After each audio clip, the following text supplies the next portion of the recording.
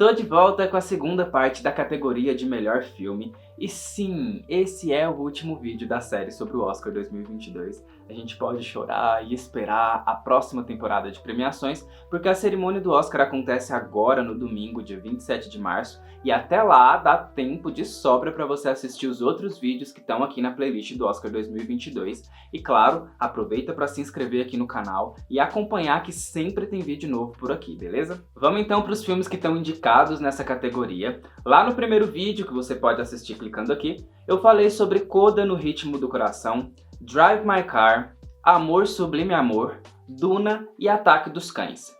E aí sobraram para esse vídeo os filmes King Richard Criando Campeãs, Licorice Pizza, Não Olhe Para Cima, Belfast e O Beco do Pesadelo.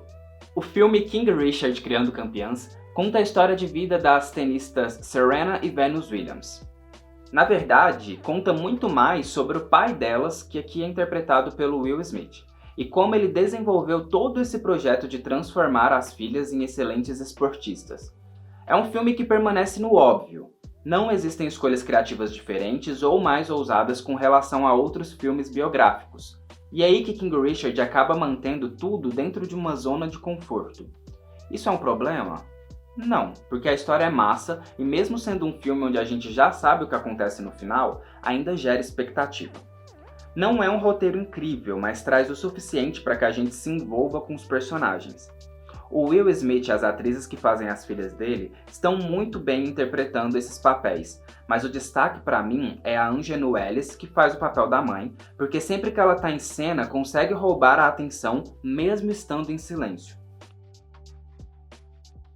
Licorice Pizza é um filme onde com certeza a direção do Paul Thomas Anderson faz total diferença. A história é sobre um período da vida do jovem ator Gary e da sua relação com Alana, por quem ele nutre um amor que dá pra chamar de platônico.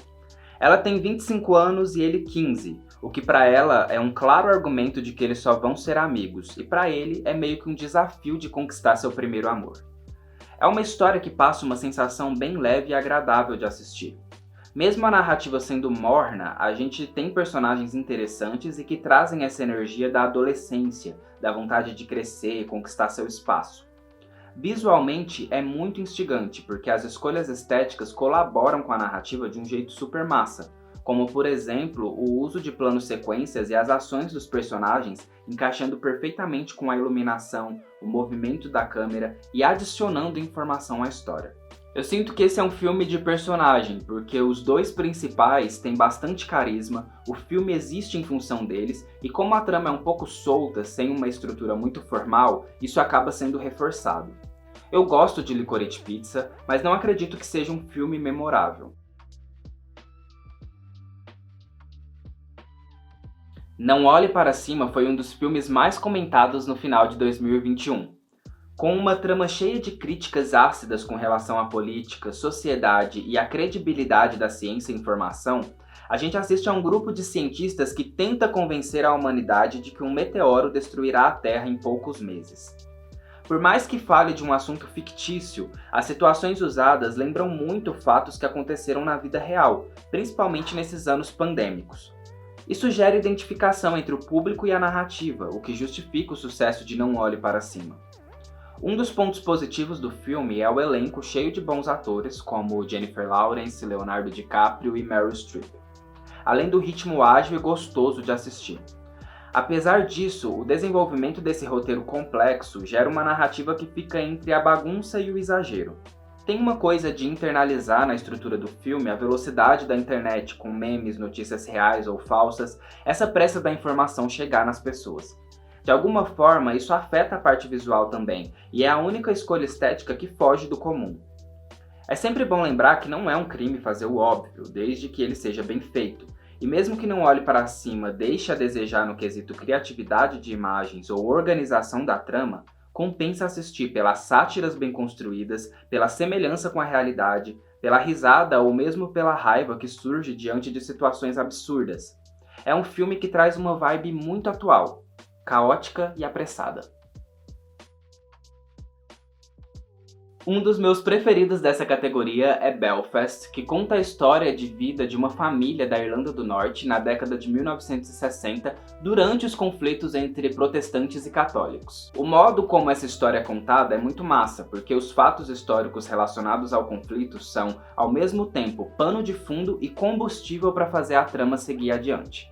O roteiro acaba usando muito de um recurso que em português a gente chama de plantar e colher, que é basicamente mostrar para o público alguma informação ou elemento que lá na frente da história acaba ganhando mais importância. E isso é feito tanto em situações mais sérias como nos momentos mais leves do filme. Apesar de tratar de um assunto pesado, como foram esses conflitos, sinto que isso é contado de uma perspectiva muito particular sob a ótica dessa família. Eles se encontravam no centro da disputa entre protestantes e católicos, só que mesmo vivendo esse problema, as coisas normais precisavam ser feitas. Ir à escola, visitar ou receber parentes, conversar com os vizinhos, brincar na rua, simplesmente porque a vida não para. Do ponto de vista visual, eu fiquei encantado com alguns planos e movimentos de câmera que ajudavam perfeitamente a completar as ações e falas dos personagens, meio que ditando o ritmo do que estava sendo mostrado. As cenas que têm personagens no plano de fundo enquanto a ação acontece em primeiro plano, mais na frente da tela, eram maravilhosas. Os planos fechados no rosto dos personagens, captando cada detalhe da expressão e da emoção, é bom demais.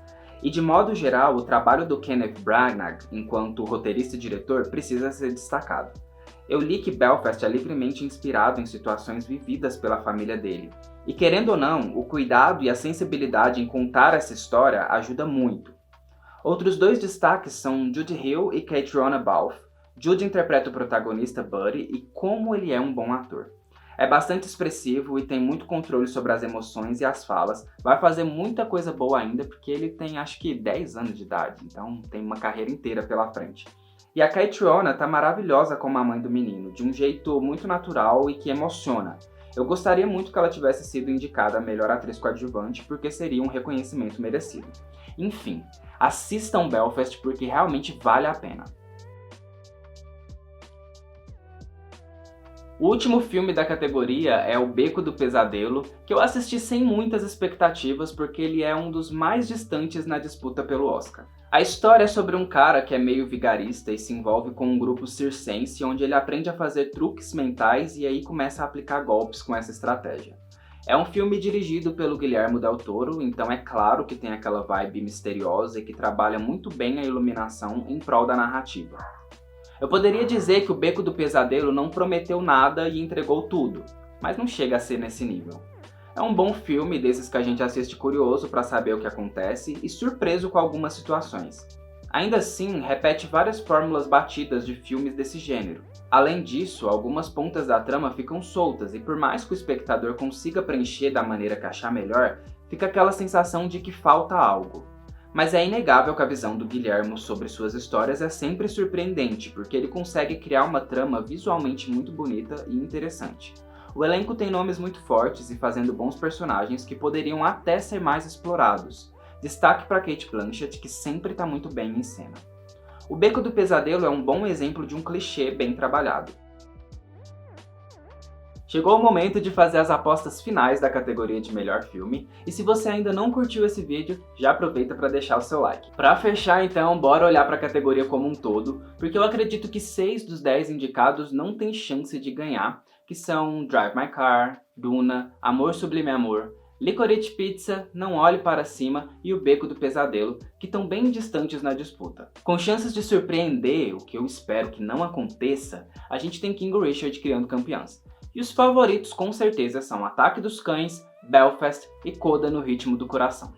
Mesmo que Coda tenha vencido importantes prêmios nessa reta final, eu ainda aposto que Ataque dos Cães vai ser o grande vencedor da categoria de melhor filme do Oscar 2022, porque é um trabalho muito bonito e uma aula de construção de roteiro e direção.